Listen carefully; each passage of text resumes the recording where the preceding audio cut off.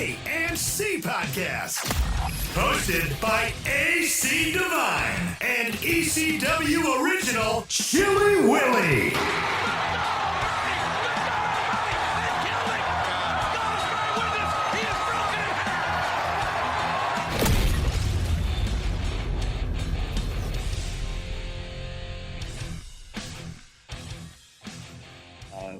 You know, when Jim Cornette spends $20,000 to sue a guy over $800 worth of T-shirts, you can about imagine. So Jim Cornette only tapped out when I told him, "Look, you're going to have to spend another 20 if you want to truly prove that the guy did you wrong." And you know, he told me in his colorful language, to just go ahead and drop it. Wow. So I guess they got even with Steven. Yeah. I think we didn't pull the shirts off the market, but I think he made his point to those guys. Oh, okay. No. Yeah. Wow. Now, Steven, how did you get involved with Jim Cornette? Did he contact you, or did you end up contacting him? I'm not allowed to solicit. So okay. Solicitation is unethical and illegal. I would never do such a thing. And I had met Jim at the 2004 NWA Legends Fan Fest, and I took him a copy of the lawsuit that involves the Midnight Express from West Virginia.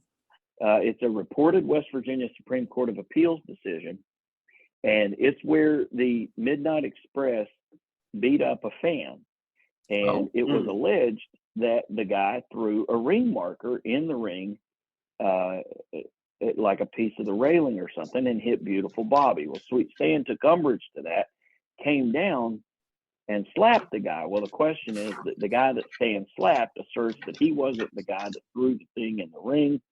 And there was allegations of negligent security on the part of the building where it took place, and Jim Crockett Promotions was a defendant.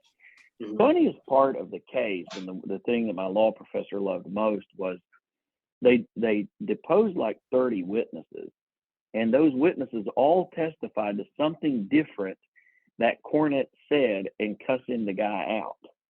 And one of the issues was whether the Supreme Court had to decide whether it was humanly possible to say as many cuss words in as short a period of time as Jim Cornette did. And when my law professor asked me that, I said, I bet he can say that many cuss words in that short a period of time.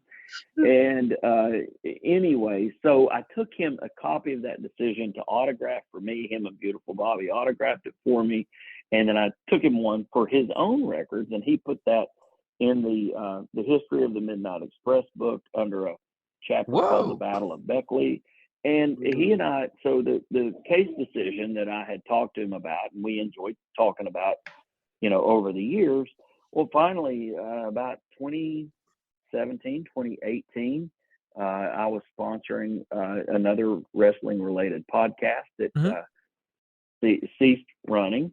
And Brian Last was the co-host of that. And so Brian Last actually reached out to me about sponsoring Cornette's podcast. And through doing that, you know, various legal things that would come up, he would have me do. So, I mean, it's an absolute, Cornette's just a national treasure.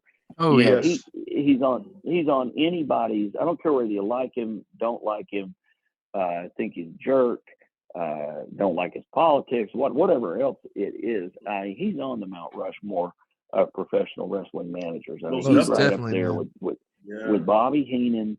He's one of the greatest wrestling minds that there has ever been. And I love representing him, and he is really a great person. He's great to be around when I get to be around him, and it's a lot of fun being his lawyer. Awesome, man. That's fantastic. Very